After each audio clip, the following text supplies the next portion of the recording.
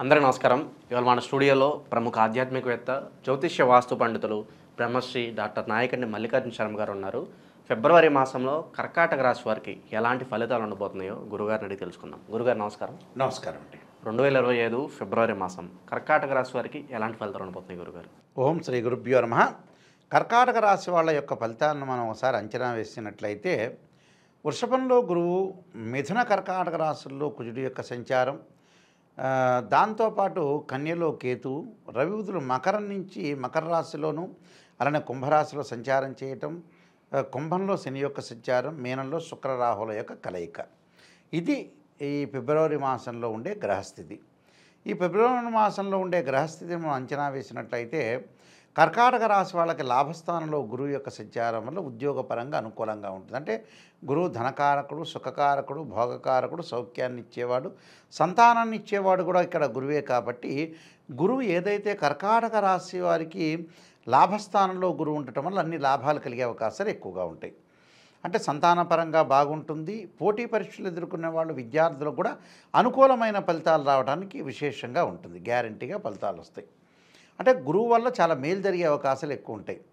గురువుతో పాటు మిగతా రాశుల యొక్క కలయికలు ఏ విధంగా ఉన్నాయని కూడా మనం చూసినట్లయితే, ముఖ్యంగా వీళ్ళకి గురువు లాభంలో ఉన్నాడు. భాగ్యస్థానంలో శుక్రుడు యొక్క సంచారం, అంటే భాగ్యస్థానంలో శుక్రుడు యొక్క సంచారం వల్ల వివాహ సంబంధాలు, ప్రేమించుకున్న వాళ్ళకి వివాహాలు జరిగే అవకాశాలు ఎక్కువగా మెండుగా ఉండటం, అలానే వివాహ ప్రయత్నాలు సఫలీకృతం కావటం.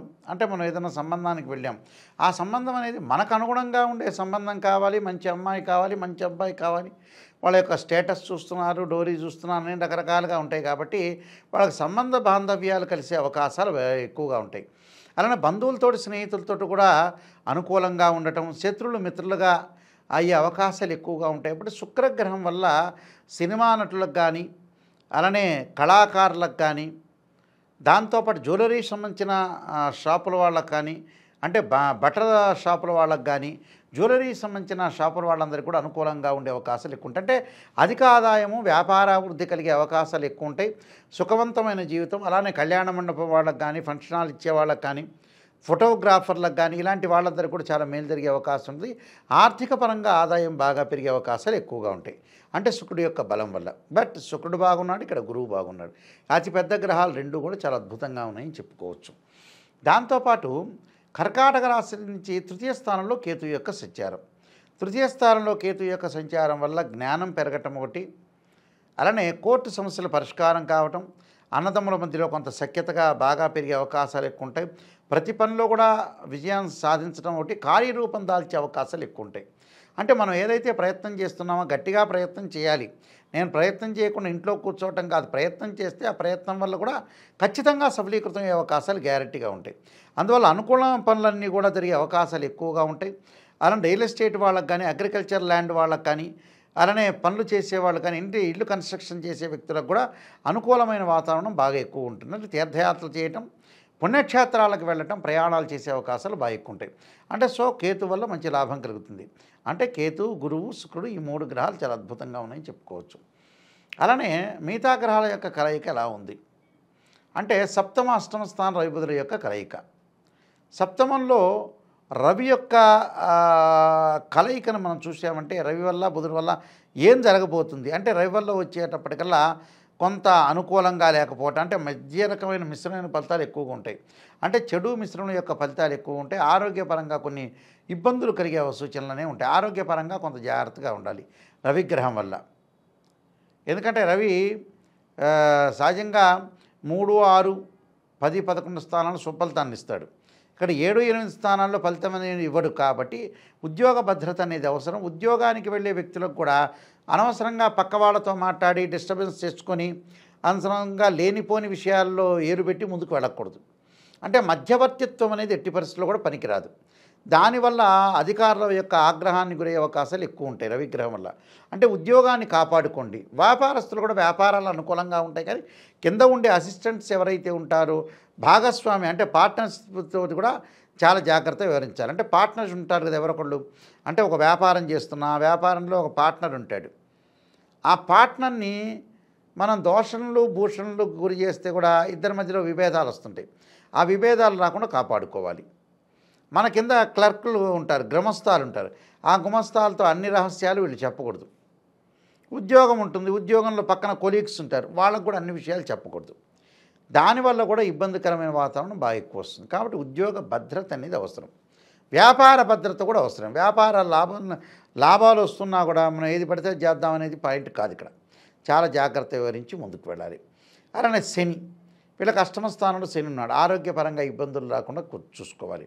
అంటే దీర్ఘకాల వ్యాధులు, అలానే బీపీ, షుగరు, ఆస్తమా లాంటివి, కిడ్నీకి సంబంధించిన డిసీజెస్ ఇలాంటివన్నీ కూడా రాకుండా కాపాడుకోవడం చాలా ఇంపార్టెంట్. పనులలో ఆలస్యం జరుగుతుంది. కుజుడి వల్ల భూ సంబంధమైన వ్యవహారాలను ఆగిపోతుంటాయి. ఈ రోజు కొందాం, ఆ రోజు కొందాం, ఇప్పుడు పొలం అమ్మేద్దాం, అప్పుడు పొలం అమ్మేద్దామని లేటుగా డిలే చేసే అవకాశం ఎక్కువ ఉంటుంది. అంటే ఈ రోజు రేపు పోస్ట్ పోన్ గ్యారంటీ, స్వయంకృత అపరాధం. మన చేతుల్లో పని సగం 50% మన చేతుల్లో ఉంటుంది, ఈ మిగతావన్నీ భగవంతుడి యొక్క అనుగ్రహం ఉండాలి. కానీ వీళ్ళు కావాలని చేసుకుంటారు. అంటే కావాలని చేసుకొని అత్యాశతోటి ముందుకెళ్ళటం వల్ల ఆ స్థలాలు పొలాలు అమ్ముడుపోవు. బిల్డర్స్తో గొడవలు, తగాదలు ఇలాంటివి వ్యాపారంలో తిరిగే అవకాశాలు ఎక్కువ ఉంటాయి. అలానే శుక్రుడి యొక్క ప్రభావం నేను చెప్పినట్టుగా ఇందాక 9వ స్థానం శుక్రుడు ఉంటే అనుకూలంగా ఉంటుంది. 9వ స్థలం రాహు ఉంటే మిశ్రమైన ఫలితాలు ఉంటే విదేశాలకు వెళ్ళే అవకాశాలు ఎక్కువగా ఉంటాయి. కాబట్టి టోటల్గా కొంత జాగ్రత్తగా ఉండి ముందుకు వెళ్ళాలి, కొన్ని పరిహారాలు చేసుకొని ముందుకెళ్ళాలి. గురుగారు, ఈ రాశి వారు ఎలాంటి రెమెడీస్ చేసుకోవడం ద్వారా మంచి ఫలితాలు పొందే అవకాశం ఉంటుందంటారు?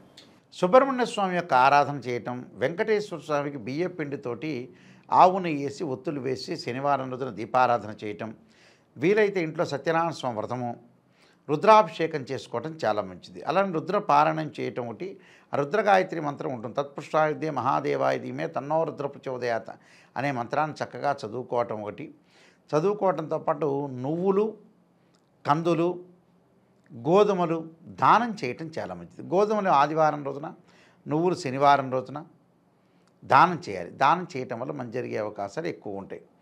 అలానే మనకి ఖచ్చితంగా ఈ దానాలు ఖచ్చితంగా చేసుకోవాలి. కందులు మంగళవారం రోజున దానం చేయటం చాలా మంచిది. అయితే ఈ గోధుమలు ఆదివారం రోజున నేను చెప్పినట్టుగా, అలానే మిగతా గ్రహమైన కుజుడు మంగళవారం రోజున, అలానే నువ్వులు వచ్చేటప్పటికల్లా శనివారం రోజున దానం చేయాలి. వీలైతే శనివారం రోజున చక్కగా నువ్వులతోటి బెల్లం ఉండతోటి ఒక నైవేద్యాన్ని వంటకాన్ని చేసి తప్పకుండా అక్కడ భగవంతుడికి ప్రధాన అర్చకులు ఇచ్చి అందరికీ పంచమంటే శని యొక్క దోషం అనేది తొలగిపోతుంది. వీలైతే శనికి ద్రాక్షారసంతో అభిషేకం చేయాలి. శనిశ్చరాయనమా శనిశ్చరాయనమని 108 సార్లు శనివారం రోజున ఇలా చేయటం వల్ల కూడా మంచి జరిగే అవకాశం ఖచ్చితంగా ఉంటుంది. ఇలాంటివన్నీ కూడా నియమాలు పాటిస్తే మనకి మంచి జరిగే అవకాశం ఖచ్చితంగా ఉంటుంది. ఫిబ్రవరి మాసంలో కర్కాటక రాశి వారికి ఎలాంటి ఫలితాలు ఉంటాయి, ఎలాంటి రెమెడీస్ చేసుకోవాలి, చాలా చక్కగా వివరించారు గురుగారు. ధన్యవాదాలు. నమస్కారం అండి.